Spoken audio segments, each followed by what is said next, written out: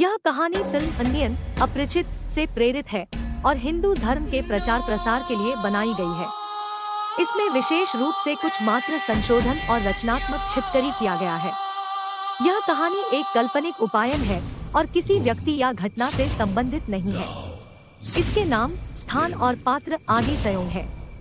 हमारा उद्देश्य इस कहानी के माध्यम से मनोरंजन के साथ साथ हिंदू धर्म के संदेशों को संचारित करना है। बनारस भारत के उत्तर प्रदेश राज्य में स्थित एक प्रसिद्ध और पावन शहर है। यह एक प्राचीन शहर है जिसे हिंदू धर्म की सबसे पवित्र शहरों में से एक माना जाता है। बनारस गंगा नदी के किनारे स्थित है और यह अपनी विविधता, संस्कृति, धार्मिकता और ऐतिहासिक महत्व के लिए प्रसिद्ध है।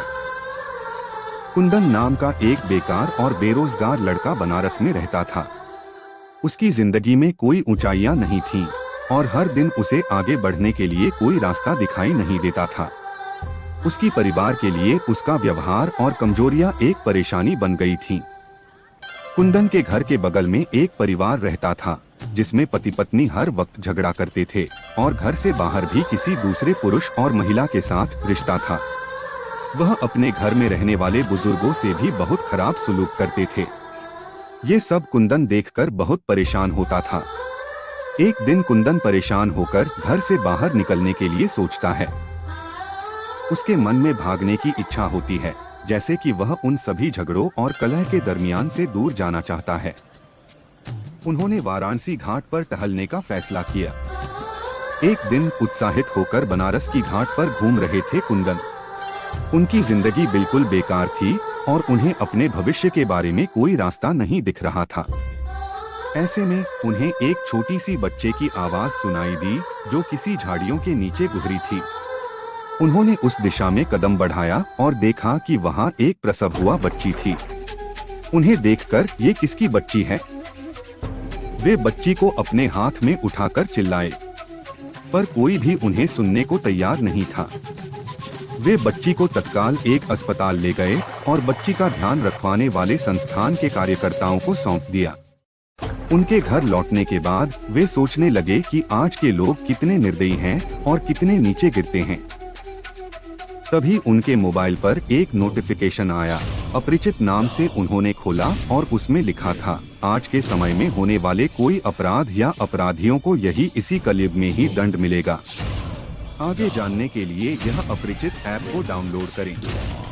जब कुंदन ने उस ऐप को डाउनलोड करके खोला, हम लोग जाने वाले रास्ते में बैतरणी नदी के किनारे इंतजार कर रहे लोगों का आखिरी स्थान है यह गुफा।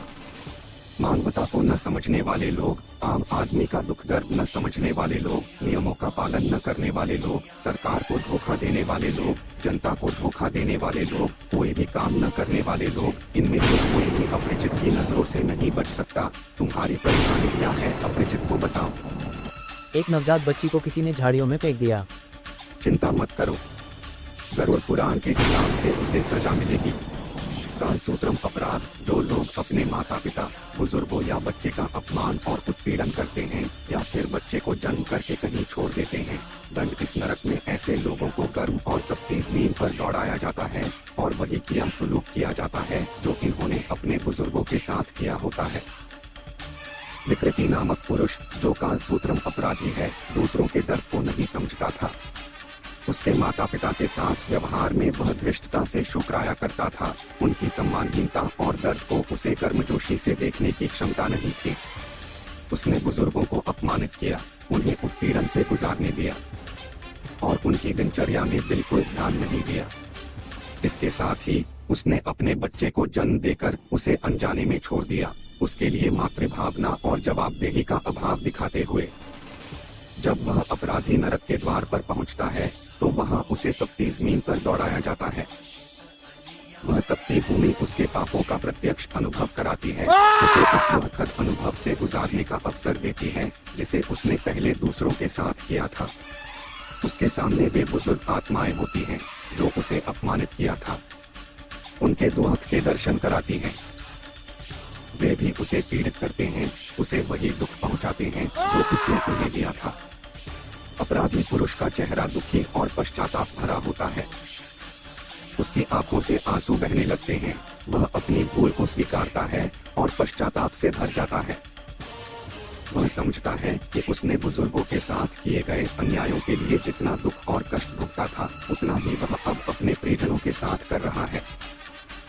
नरक के भयानक दृश्यों के सामने वह अपने अनजाने और अवगुणों के लिए तपती जमीन पर दौड़ता है, अपने दुखद गुणों के लिए पश्चाताप करता है और उस नरकीय दंड का सामना करता है जो उसे वही सम्मानहीनता और दुख पहुंचाता है जिसे कि वह पहले दूसरों को देता था। उसके दुखी हृदय में पश्चाताप की आग धीरे धीरे बढ़ती है और वह समझता है कि जीवन में सही और धार्मिक मार्ग अपनाने की महत्वपूर्णता को अब समझना ही उसके उद्देश्य है। जो लोग चोरी या लूट करते हैं, तामिस्र अपराध जो लोग दूसरों की संपत्ति पर कब्जा करने का प्रयास करते हैं, जैसे कि चोरी करना या लूटना, उन्हें तामिस्र में यमराज द्वारा सजा मिलती है। तामिस्र नर्क एक भयावह स्थान है। इस नर्क में लोहे की पट्टियों और मुकदरों से पिटाई की जाती है। यह तब तक करते हैं जब तक उस पीड़ित के खून न निकल आए और बेहोश न हो जाए। जहाँ दुर्जन भोगते हैं उन अशुभ कर्मों के परिणाम जिन्होंने अन्य लोगों के साथ नीच कृत्य किए हैं। इस नर्क का दृश्य भयानक होता है, जहाँ दंडित व्यक्तियों को लोहे के पट्टियों और मुकदरों से पीटते जाते हैं। यह दंड कठोरता से चलता है और वे पीड़ित होकर खून की नहर में लहराते रहते हैं ताकि वे बेहोश न हो जाएं। यहाँ कष्ट, वेदना और पीड़ा का अनुभव होता है जो दुर्जनों के द्वारा किए गए पापों का उत्तरदायित्व है। इस दुखद नर्क में अंत का समय नहीं आना चाहिए, क्योंकि इससे बचने के लिए धर्मप्राण रहना बहुत महत्वपूर्ण है। जो पति पत्नी एक दूसरे को धोखा देते हैं, अंधामित्रम अपराध जो पति पत्नी अपने रिश्ते को ईमानदारी से नहीं निभाते हैं और एक दूसरे को धोखा देते हैं, उन्हें अंधामित्रम की सजा दी जाती है।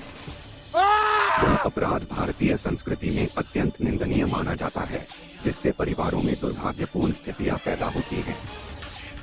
अंधामित्रम वाले लोगों को समाज में अवमानना का सामना करना पड़ता है और उन्हें आत्मनिर्भरता की कठिनाइयों से जूझना पड़ता है। दंड अंधामित्रम में तामिस्र की तरह ही पीड़ा दी जाती है, लेकिन इसमें पीड़ित को रस्सी से इतना कसकर बांधते हैं जब तक वह बेहोश न हो जाए।